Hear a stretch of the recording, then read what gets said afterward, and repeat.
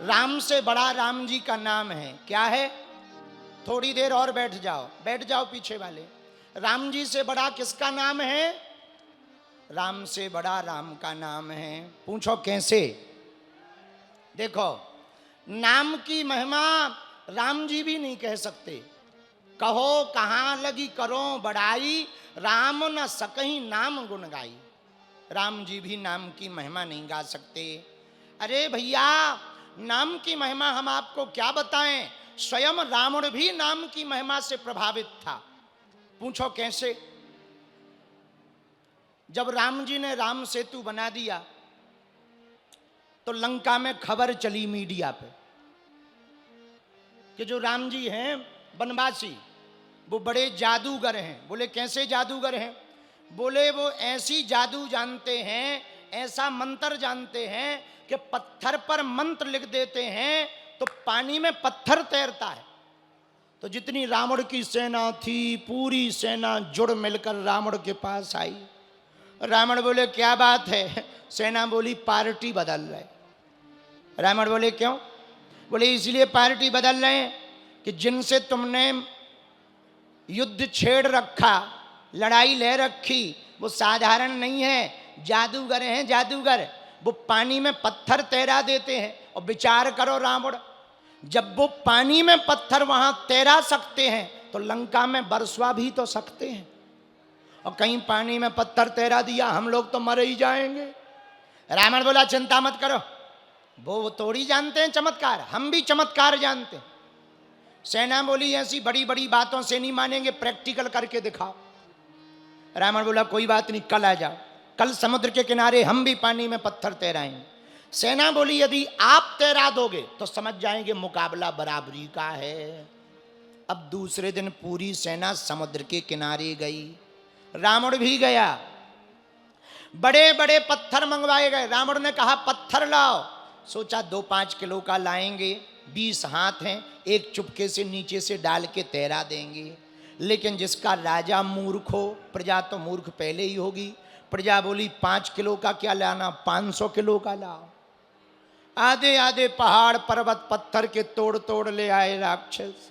बोले अब तैराओ। रावण ने जैसे ही पत्थर पानी में डाला, श्लोक गाया, देवी को मनाया, देवताओं को मनाया। जैसे ही पानी में डाला, सोई पत्थर डुप उड़ गया, डूब गया। सेना बोली लो, वो निकल आया चमत्कार। अभी कह रहे थे हम भी तैरा देते हैं, लो चमत्कार सामने आ गया, डुब उड़ गया। रावण को पसीना आ गया। रावण ने सिर नीचे डाला, कुछ बुदबुदाया और देखते ही देखते पानी में पत्थर ऊपर तैरने लगा। और चारों दिशाओं में रावण की जय जयकार हो गई। लोग ताली बजाने लगे, सेना खुश हो गई। बोले अब हमको जाने की जरूरत नहीं है, यदि वो पानी में पत्थर तैराते हैं तो हमारा राजा भी तैरा लेता। रावण घर आया, पत्नी मंदोदरी रात के समय चरण दबाने लगी। चरण दबाते हुए मंदोदरी ने कहा महाराज बुरा न मानना, एक बात कहें? हाँ कहो। बोले महाराज हम जानते हैं आपके पास बहुत विद्याएं हैं, पर ऐसी कोई शक्ति नहीं है जिससे आप पानी में पत्थर तैरा सको। और हमने सुना आज आपने पानी में पत्थर तैरा दिया। अच्छा दुनिया को आप चाहे जितना बता दो, घरवाली को सब पता होता है। हाँ, दुनिया को प्रभावित करना बहुत सरल है, अपनी घरवाली को प्रभावित करना बड़ा कठिन है।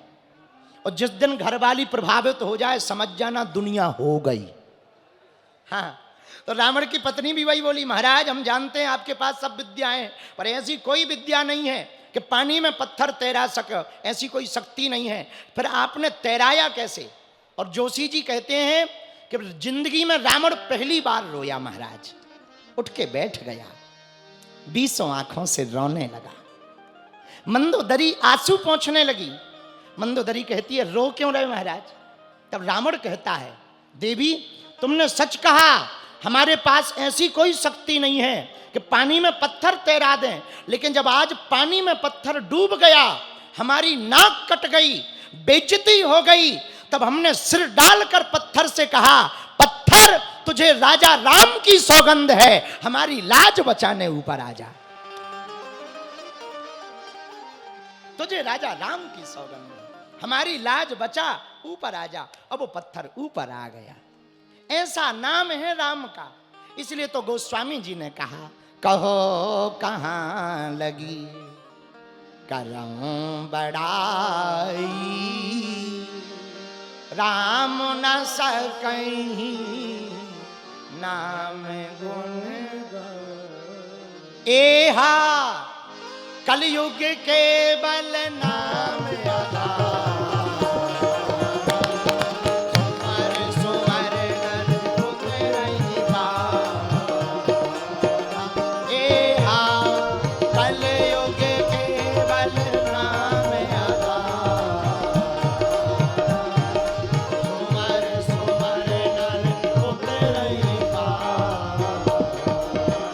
श्री राम जय राम जय जय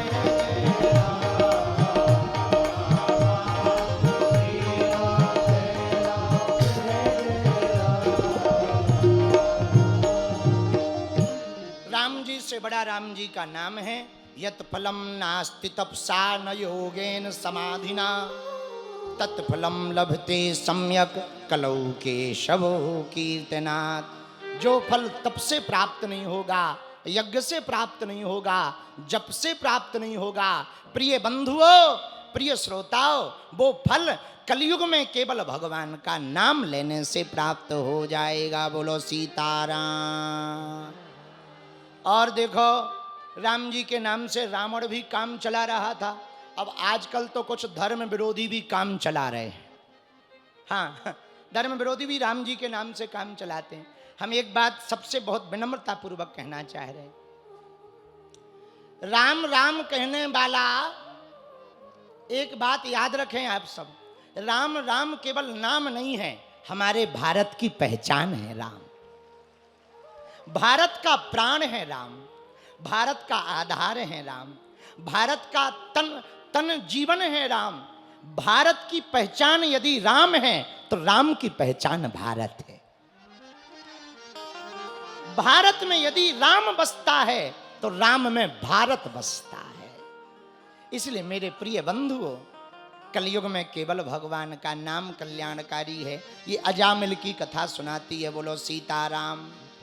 परीक्षित जी बोले, महाराज अब तक जितनी कथाएं सुनाई सब उल्टी सुनाई। क्यों?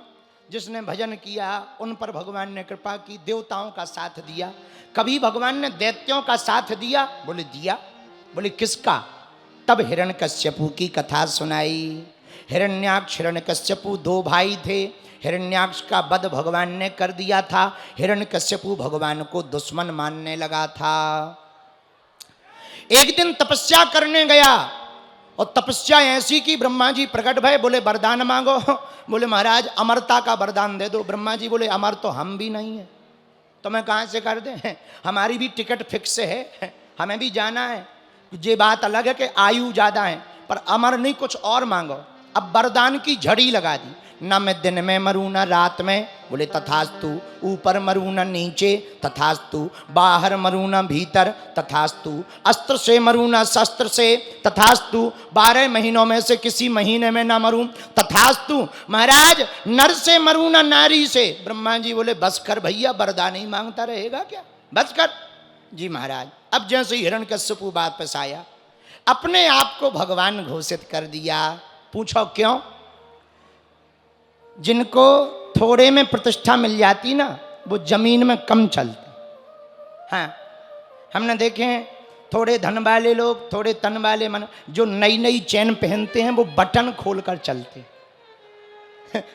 नई सोने की चैन पहनने वाले। जैसे महाराजा साहब को देखो, ये जहां भी मिलेंगे संतों के पास, अरे महाराज महाराज। क्यों? क्योंकि परंपरा चली आ रही, इसलिए विनम्रता है। और कोई होता नया नया राजा है, हटाओ, कब तक कथा चल रही है, जल्दी करो थोड़ा। जो नई नई चैन पहनते हैं, आगे के बटन खोल के चलते।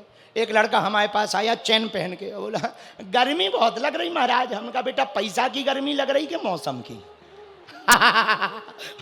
गर्मी भी 2 प्रकार की होती है। एक गांव में चौबे जी थे, चौबे जी, तो उनने अंगूठी पहनी, अंगूठी। और जो पहली बार अंगूठी पहनता है उसकी आदत है उस उंगली का कोई काम ना हो पर वही दिखा के बात करेगा। कोई काम ना हो, ताकि अंगूठी। तो वो दुकान पे एक जगह बैठे थे, तो बोले ये बताओ ये चॉकलेट कितने की दी? उल्टी उंगली कर, ये कितने, ताकि अंगूठी दिखे। तो बगल वाला भी बड़ा होशियार था, बोले कोई बात नहीं। अब शाम को उन्होंने दांत लगवाए सोने के, पंगत में बैठ गए चौबे जी, और पंगत में बैठे तो कहना चाहिए था खीर, पर खीर कहेंगे तो दांत नहीं दिखाई देंगे, इसलिए बोले थीर ले आओ, थीर ले आओ, थीर। तो जो परस रहा था वो भी शिवपुरी का था, उसने भी सोने का बाजूबंद पहन रखा था, लेकिन ढक रखा था। उसने उठा के बोला बताओ कहां डाल दें? आओ आओ आओ। तब उन्हें पता लगा कि जो हम कर रहे थे अब सवा से मिल गया, सो चुप हो गए। कुछ लोग ऐसे होते हैं, दिखावा ज्यादा करते हैं। यही हिरण्यकश्यपु के साथ हुआ। नई नई शक्ति, नया नया ताकत, नया नया राजा, घोषणा कर दी सुनो आज से हम ही भगवान हैं, हमारी पूजा करो, मंत्र जप करना हमारा करो, ओम हिरण्यकश्यपाय नमः, हवन करना हमारे मंत्र का, ओम हिरण्यकश्यपाय स्वाहा। लेकिन भगवान भी बड़े विचित्र हैं, जो जिस बात से बचते हैं भगवान उसी मामले में फंसाते। तुम देखना कैंसर के डॉक्टरों के यहाँ पे कैंसर वाले जरूर होंगे। हाँ, एक बहन जी आती हैं, अब हमें नाम नहीं लेना है किसी की, नहीं तो कंट्रोवर्सी आज ही हो जाएगी। एक बहन जी टीवी पे आती हैं, अमुक अमुक तेल लगाइए, काले घने बाल पाइए, उनका खुद का खसम गंजा है। आओ, आओ, आओ, आओ। भगवान की ये लीला है, उसमें और कोई बात नहीं, ये कुछ नहीं, भगवान की लीला है। आओ, कुछ भी नहीं, ये प्रकृति का नियम है। जो प्रकृति में जो आप ऊर्जा अपने अगल बगल रखेंगे पॉजिटिव, तो नेगेटिव ऊर्जा भी अगल बगल वो पहुंचाएंगे, ताकि तुम्हारी धैर्य की परीक्षा लेंगे, कितने धैर्यवान हो। आओ, ये भगवान की लीला है। तो हिरण्यकश्यपु के घर पे वही तो हुआ। हिरण्यकश्यपु की पत्नी का नाम था कयादु, और कयादु के द्वारा हिरण्यकश्यपु के यहाँ पर आहा श्री प्रहलाद जी प्रकट भई। बोलो प्रहलाद जी महाराज की। प्रहलाद जी को गर्भ में ही भगवान लग गए। पूछो कैसे? कयादु जी का हरण इंद्र करके ले गया। नारद जी ने गर्भ में ही भगवान की कथाएं सुनाई, तो गर्भ में ही कन्हैया चिपक गए। और हमारे कन्हैया की आदत है, एक तो ये किसी को पकड़ते नहीं हैं, पकड़ लेते हैं तो छोड़ते नहीं हैं। जय जय श्री। पूछो क्यों? कृष्ण भगवान में ऐसा क्या है? यहां कहीं कृष्ण लिखा हो तो जरा उसको देखना तुम। जैसे वहां कृपया लिखा, उस क्रा को ले जरा, तो का के नीचे रकार लगी। रकार है टेढ़ी, और जैसी ये रकार है ऐसे ही गांव के आदमी हैं हम, तो मछली पकड़ने वाले जाते हैं तो कांटा ले जाते, वो भी टेढ़ा होता है ऐसे ही। अब मछली पकड़ते हैं तो क्या करते, कांटे में खाने वाला पदार्थ लगा लेते, छोड़ देते। मछली खाने वाले पदार्थ को समझकर खाती और फंस जाती। फिर कितनी भी बलवान हो, कितनी बड़ी हो, 1000 उपाय कर ले, वो कांटे से नहीं निकल पाती। वैसे ही कृष्ण नाम में है, एक बार तुम रकार में फंस गए, फिर कितने भी बुद्धिमान बने रहो, कृष्ण के अलावा तुम्हें फिर कोई नहीं दिखाई देगा। ये स्वभाव है कन्हैया का।